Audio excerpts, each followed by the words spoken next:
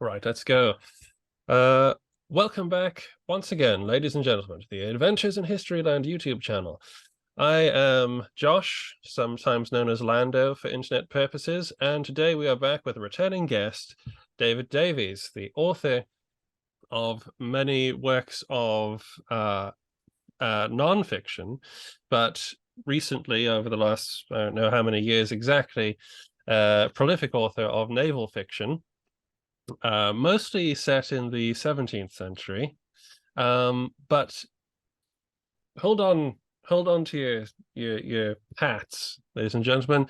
He has joined that crew of skullduggerous wretches known as the Napoleonicists, basically, and has entered the murky waters of naval fiction in the revolutionary Napoleonic era, and just hold on even further, because he's not gone the route of C.S. Forrester and Patrick O'Brien and half a dozen other people, because you I don't know what to call you traitor. You're talking about the French. Mm. Yeah, The French yeah, Navy, no less. yeah. There's a friend of mine who calls me something much worse than a traitor for going down this road. So, Well, you're not the first. I'm doing this just for the lols, and for because my audience is most likely going to be of this kind of pro-British point of view. But I swear that earlier this year I have a note somewhere about look into writing a fiction book about a French naval officer. You've somehow telepathically stolen my idea, I swear it. Yeah, oddly enough, there's somebody else who says exactly the same. So I think I'm sort of getting onto various people's hit lists really Yeah, for having done this. you managed to pip us all to the post, because I was never going to get around to this in the near future anyway. Mm.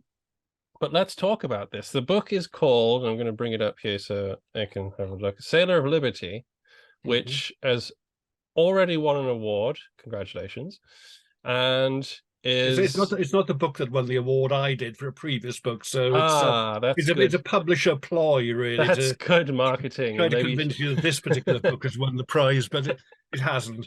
There you that's good. That's good marketing and very honest of you, David. Perhaps you go. shouldn't have said that. Yeah. Anyway, we have here a very nice cover, Sailor of Liberty, an epic Napoleonic naval adventure. Of course, it's actually set in 1793, sorry. Mhm. So that's slightly going ahead, but I presume you have hopes of progressing this. Tell us a little about, I guess, where should we start? Should we start with talking about the book itself or the idea? Maybe the idea that Right. would be the best place because, like so many good and bad ideas, it started in a bar, um, and there were a few of us who were sort of writers of naval fiction and naval books generally. Were in a conference in Scotland a few years ago, pre-pandemic, and obviously the conversation was flowing as it tends to in bars. And at some point, somebody said, "Well, the problem with the naval fiction in this period is that there's pretty well nothing, certainly not in the English language, from the French side." Hmm. And I don't know why, but that sort of comment stuck with me. I'd always sworn that I would never, ever do anything Napoleonic, ever. But I'd also sworn I would never do anything Tudor. And my previous fiction trilogy is a Tudor trilogy. So there you go. But yeah, gradually I took this idea a bit further forward, thought I'd see if, there was the potential to develop something out of it. And yeah, from there on, it snowballed really. That's Well, a bit of a all. problem, obviously, when COVID did come along, and my plans to do all sorts of wonderful research trips over to France sort of fell apart. And but I'll get there eventually. Mm, absolutely. I mean, yeah, that is how a lot of good ideas come about. Not just in bars, but those sorts of ideas. You find it, you hear a challenging idea, and you suddenly think maybe I'm the guy that can solve that. And I've had, like I said at the beginning, I've had similar thoughts, because I think it was the year before last, actually, that I did a little bit of work on the French Navy, um, through the auspices of Zach White's podcast, when he, as he always does, comes to me when he doesn't have any speaker in mind and asks, "Hey, do you know anything about this subject?" And truthfully, no, I don't, but I always know where to find out information. So I did this whole thing about Napoleonic admirals of the French Navy.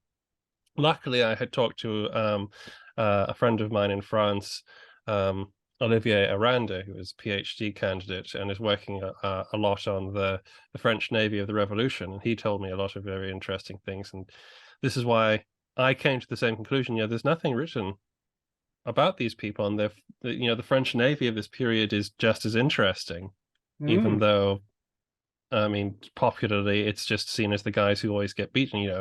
We always see them, but they run away. It's Hearts of Oak. So I'm so glad you did it. I agree. I mean, that's one of the things that attracted me, in the sense that the French story is arguably more complex and more interesting than the British story. I mean, basically at the start, when you've got the revolution happening, the majority of the officer corps is either executed, or a lot of them flee from France entirely. They go into exile. So, you've almost got to create a new officer corps from scratch. You've got sometimes very inexperienced crews. You've got all these sorts of problems. They are always the underdogs.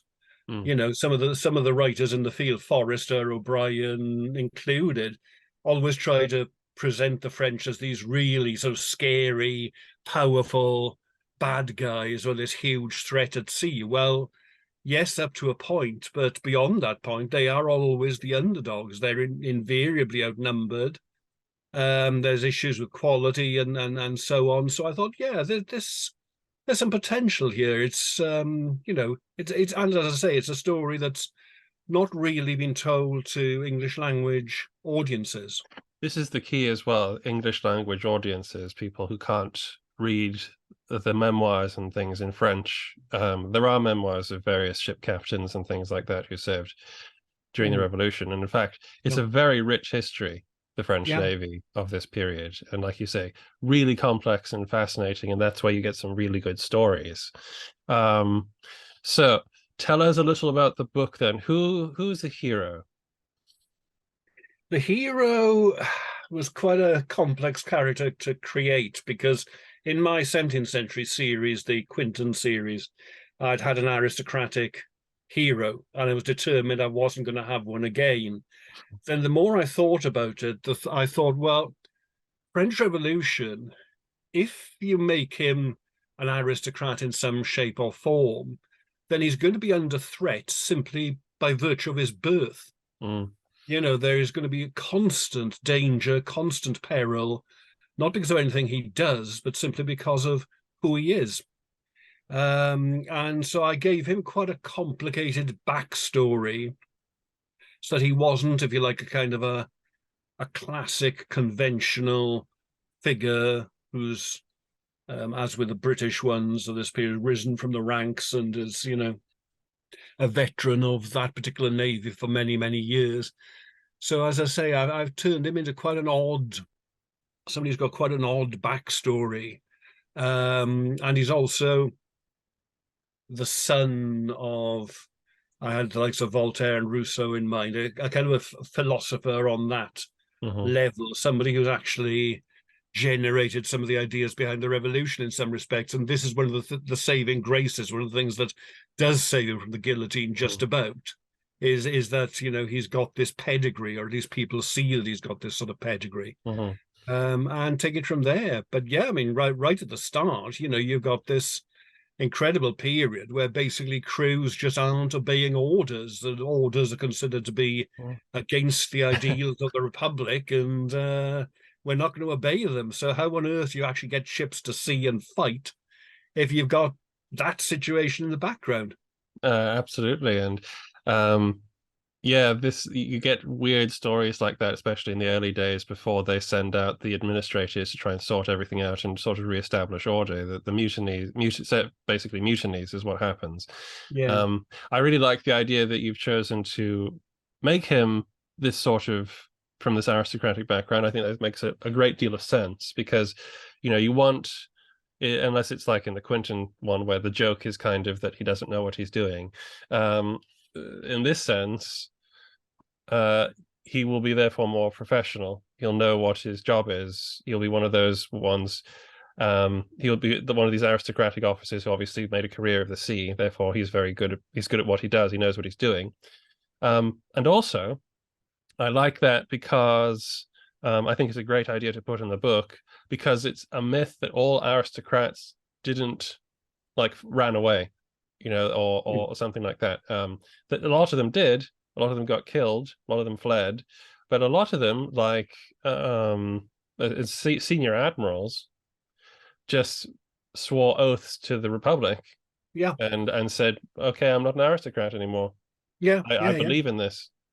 yeah, yeah. No, precisely. And so I've done that with him. I mean, he does. I mean, his faith in the Republic is challenged along the way because, I mean, obviously, with some of the things he sees and some of the things that some of the people in authority do.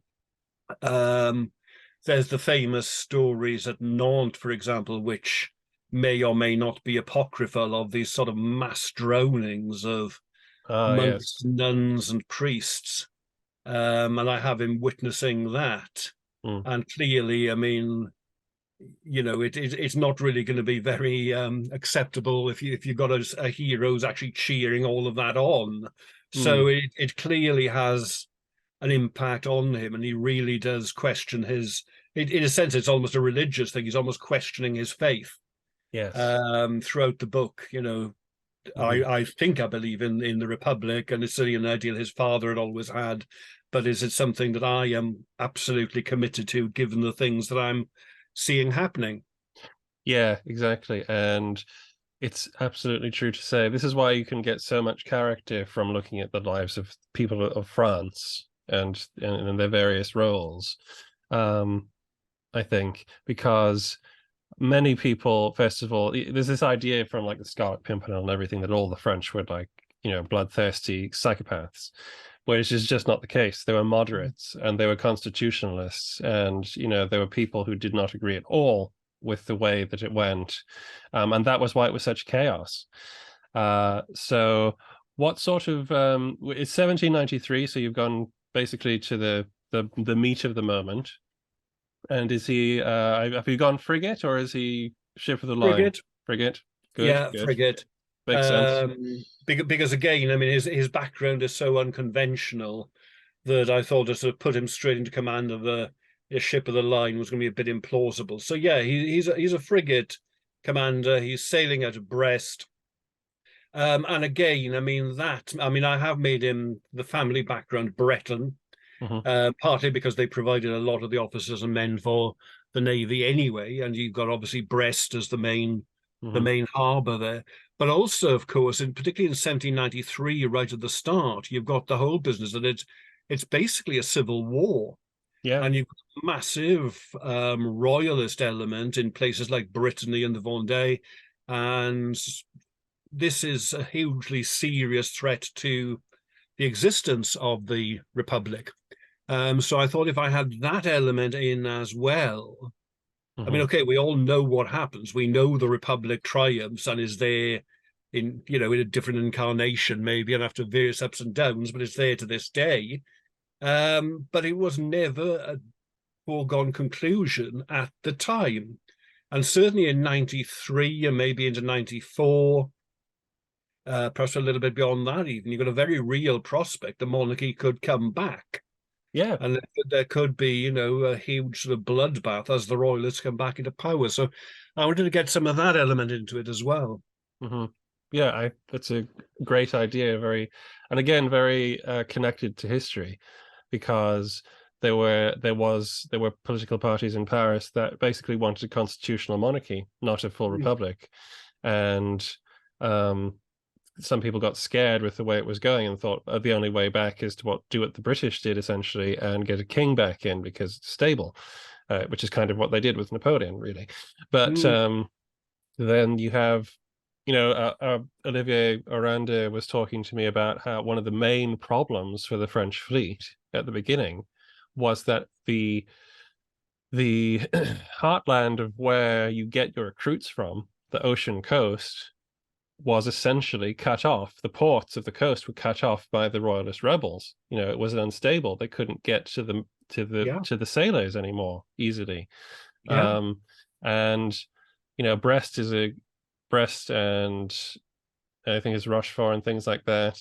Down there, that's where the proper sailing fleet comes from, not the Mediterranean one or anything like that at Toulon. And the Brest fleet was never defeated. I mean, it had to stay inside a lot, but got blockaded, but it was never defeated, and it remained a potent threat. But also, I'm remembering, I mean, you have so much great scope, because one of my ideas for my concept was based on this idea that, you had these French frigate captains who at the beginning of the Republic went out on these long-range missions and were like just popping into French slave colonies and saying the Republic has been declared, I'm freeing all the slaves and stuff like that, and just going around doing all this revolutionary stuff. And it's really, you have a really sort of swashbuckling crew of people at the beginning. So, and also you have the deputies, what do they call them? The representative en mission. Yeah. I've got a couple of them in this book. I was wondering if you would. Yeah.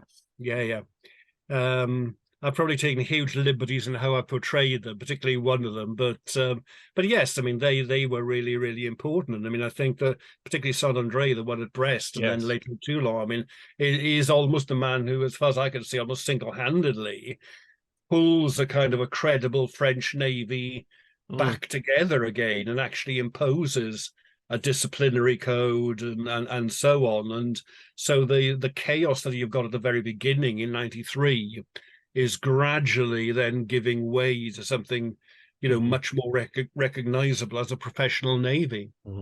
Jean-Bon Saint-André it's a wonderful name that I'm told is also funny in French because it just sounds like ham. But yes, he's absolutely very famous from even what I know about. He's one of the main organizational. He comes and he restores order. And then you have, I mean, as far as I'm concerned, to be honest, the Revolutionary Navy is far more successful in its way than the Napoleonic one that follows. And I'm not just talking because Trafalgar happened. I mean, the Nile is much more destructive than Trafalgar.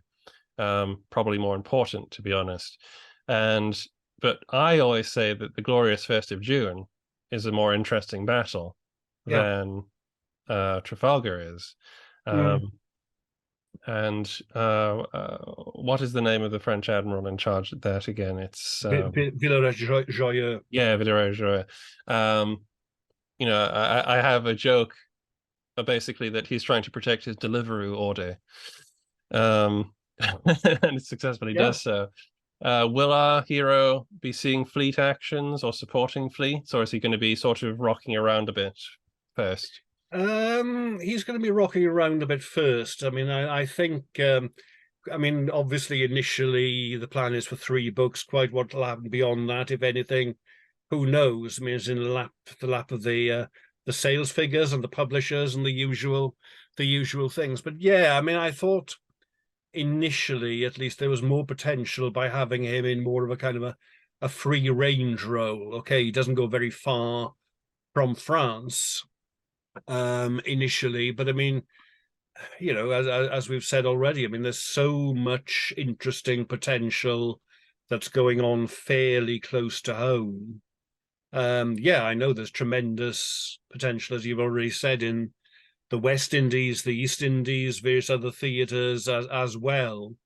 I may do that in the future, but just for now, I thought, well, let's keep the focus on France, and particularly the extraordinary political situation that's going on there. Indeed, and how he navigates that is undoubtedly going to be one of the subplots, if not one of the main plots of the book, Yeah, absolutely. because you have this oversight, and every ship captain has the capability to take that ship and Mm, surrender it to the British, practically, or anybody. That's the problem with trusting the mm. officers. Uh, I'm curious. So, in the sphere of naval fiction, in this of this type, in the Napoleonic and Revolutionary Wars, there is an archetype. And I'm not saying, because you're already in the business of naval fiction, so you're already sort of amongst the greats and sort of that sort of thing, Patrick O'Brien and C.S. Forrester and all these people. But I'm more interested in the characters here. Now, there's a very strong theme with all naval history that you have the hero, captain, and you have his friend. Now, obviously, famously, that's Aubrey and Maturin in Patrick O'Brien, and Hornblower and Bush, I believe, or one of the Mm. other midshipmen in C.S. Forrester. Have you gone with that sort of archetype? Have you given this sort of dynamic, or have we not? Or are you just focusing on the hero to begin with? I'm just focusing on the hero to begin with. My original idea was that, yes, I would go down that road. But in the end, I mean, it was really a case of it getting too complicated in terms of the plot construction. I already had quite a lot of characters and quite a lot of events, and it was getting to be a very, very complex book to structure and to write.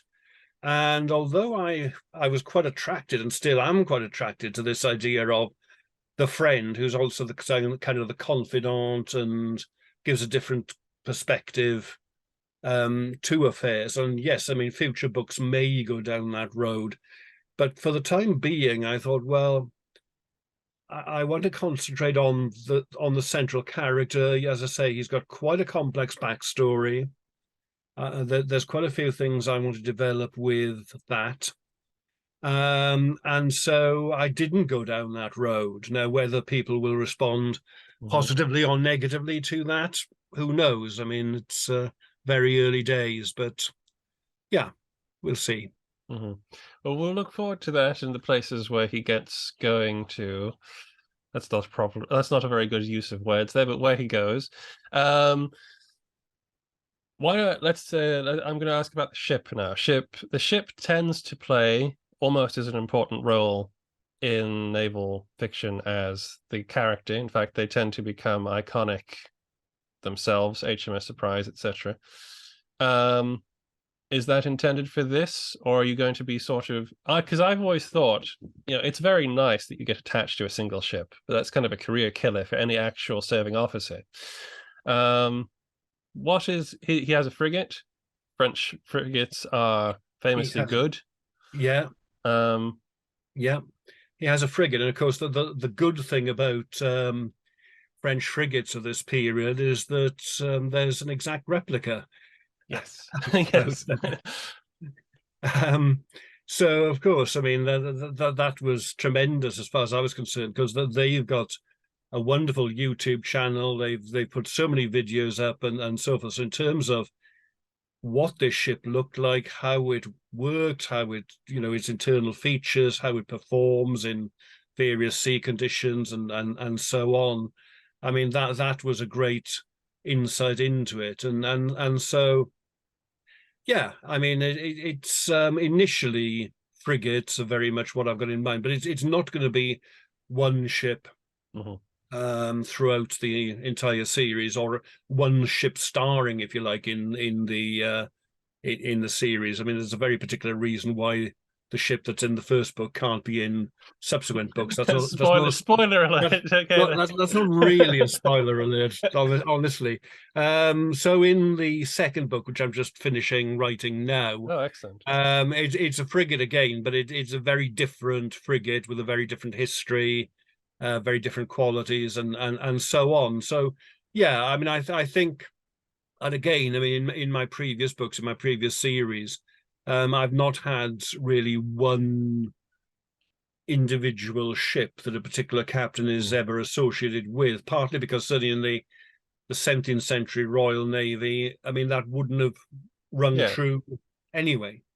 And as you say, I mean, it was career suicide in the Napoleonic period if a captain in any navy was stuck in the same ship for too long. I mean, some of them were in commands for matters of weeks. Yeah. You know, the turnover on certain ships was phenomenal. Mm. Yeah, absolutely. I think that's I'm glad to hear you say that, because I mean, I don't get me wrong, I like that idea of, you know, the ship that the captain loves, sort of thing. And I think that's sort of a play on, you know, every admiral has his ship. But a lot of people forget that HMS Victory was not Nelson's favorite ship. It was just the ship he No, died on. yeah. Um, it's not it's a much more professional, business-like thing. This is the tool that you use to do your job. So that will be very interesting. It adds a different dynamic to every story, I think, if you can be a bit more flexible Mm, mm. about that. Um, I'm curious, given that you have spent most of your time looking at the Royal Navy, true, not of this period, the British Royal Navy. What's if you've sort of come across any interesting sort of differences in how the French do things, or like traditions or things like that, or similarities even? There are similarities, inevitably. I mean, you know, keeping watches and all sorts of things. I mean, clearly, there are key differences in that the gunners on French ships, you know, you've got the Marines Yes. and so on who've got a very different role to what they do in the Royal Navy in many respects.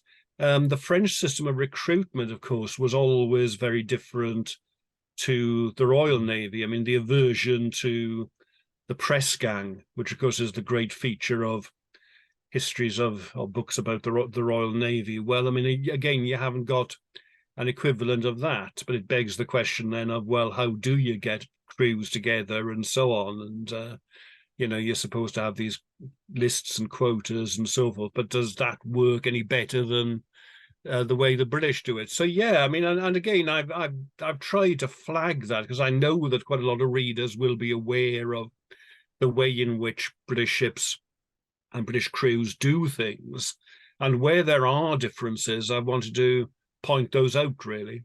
Mm. I think that is one of the most interesting things that I sort of came across in my brief sort of forays into French naval affairs. Just sort of the refreshing element of, first of all, looking at something from the opposite perspective, and trying to see things in just a not so British light, as like the British are just reigning supreme and things like that. You have to look with the French, who are obviously not as successful in tactical situations, Mm, in a different way, because otherwise it starts to lose significance in a way, you know. The fact that French strategy, certainly in the Revolution, and was quite successful once they got going, was more strategic mm, in terms of, we will avoid fleet actions and try and pick off colonies and things like that. I thought was very mm, interesting, mm. almost like a guerrilla warfare at sea. Yeah. Um, and and as you say, I mean, you don't know how far the series will go past 3 books, obviously, which congratulations for those to getting that deal. Um, but you know, it has legs. You know, it has the story of the French Navy and the French naval officer has massive potential to go into like the quasi-war, you know, United Mm, States and things mm. like that, and obviously into the Napoleonic period. And Yeah. Yeah. you know, he can get a title back. Yeah. Yeah. Yeah. Oh yeah. I mean, there's as you say, I mean, quite how far it'll go, who knows? But I mean, there is certainly tremendous potential there. And I think it would be really good. I mean, you know, don't sort of park your idea on the side or anything. I mean, I think it would be good if we have more Mm. books from this particular perspective. I mean, I think it would be fantastic.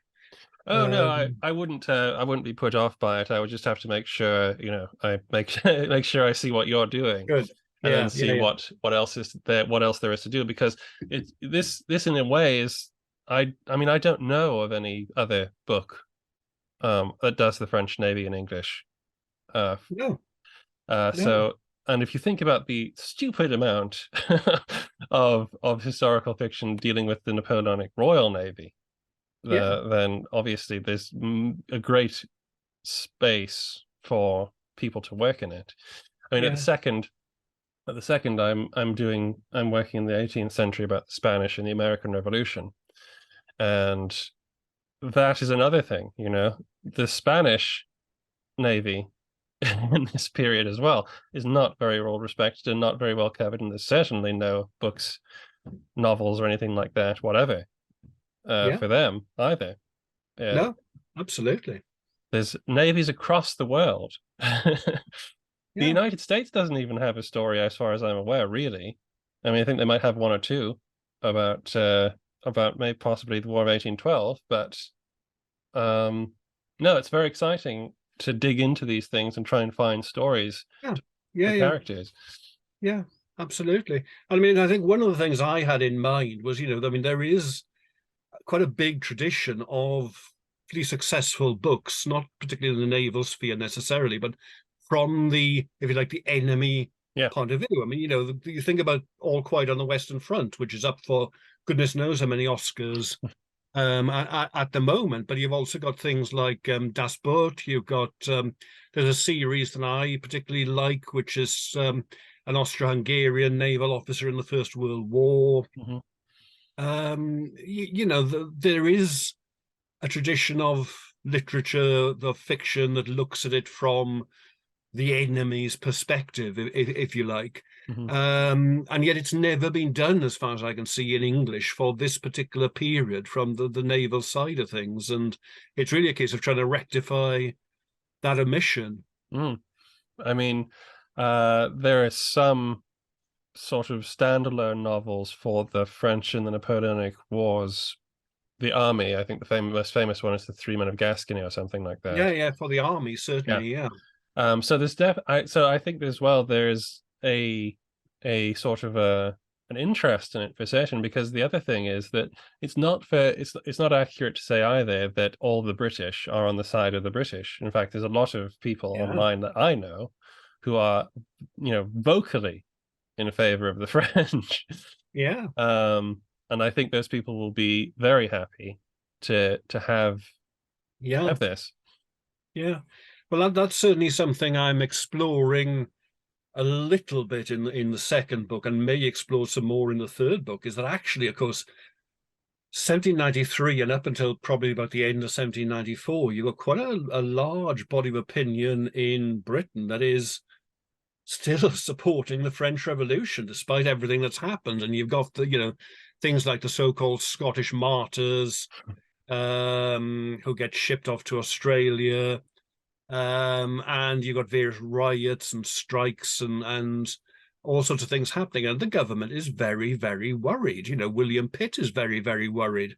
So, I mean, I thought I'd try and get away from the idea of, Britain as this sort of serene nation that's going along and everything's under control and the government's got no problems other than, getting the resources together to fight the war. I mean, there are huge internal conflicts, and certainly, I mean, regardless of how realistic they were, the fear of them, it might have been exaggerated out of all proportion, Hmm. but it was certainly there, and it Mhm. explains quite a lot of the kind of the paranoia and the Mm. very extreme legislation that's around in Britain in the early 1790s. Mm. Absolutely, that's going to be very interesting, especially since I saw in the blurb that he is Anglo-French, the Yeah, hero, yeah, which is just yeah. another twist you put in there just to make life easier for yourself. Well, yeah, partly, I must admit, but I mean, also I thought, well, again, if you have somebody who, even if he's not under the threat of the guillotine, that there are things in his family background, in his own personal history, that make people suspect him. Mhm. And you have always got people questioning his ability to be in commands, whether he in a sense, almost whether he is a true Frenchman at all. And I thought that was an interesting road to go down, really. It's possibly a bit controversial, but who knows? We'll see what the feedback. Yeah, we'll see how that goes. We have about 3 minutes left on this particular call. We may have covered enough ground, to be honest, for a video as it is, because you don't want them to be too long if you're not sort of actually doing some sort of proper topic. So we're probably good.